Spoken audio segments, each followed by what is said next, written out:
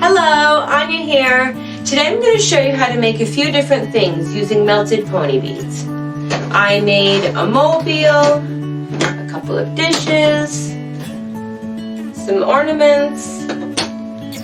This is one of those projects that you're going to want to grab an adult because it requires an oven. This is also one of those projects that requires lots of fresh air because when you melt the pony beads, it can get a little smelly. Now that the weather is nice, your windows might already be open, but if not, open them up all the way and get yourself some fresh air. For melted pony beads, you are going to need pony beads, and I chose clear beads for my pieces to give more of a stained glass look, but you can use pony beads that aren't clear.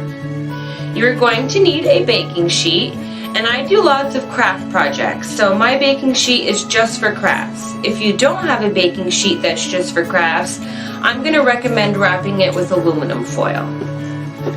You can use cookie cutters to make some of your shapes, and just like the baking sheet, if they're not just for crafts, wrap them with your aluminum foil.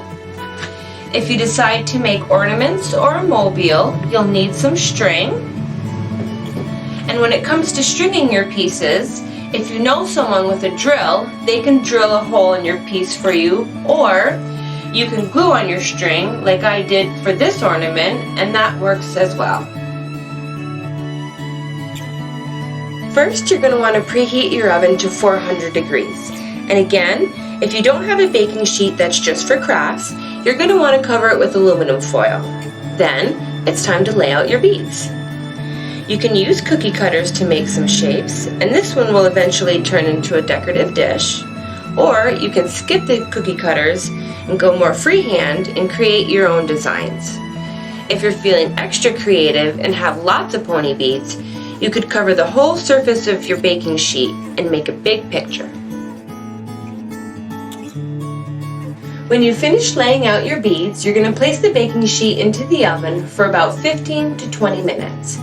Again, you're going to want to make sure you open all your windows and get lots of fresh air. You'll know when your pieces are ready when all the beads have melted together and the surface isn't as bumpy.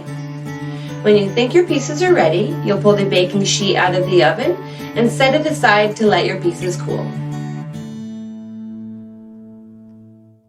Once your pieces have cooled, you can leave them the way they are, or you can add some string. If you know someone who has a drill, you can have them drill a hole for you, or you can glue on your string.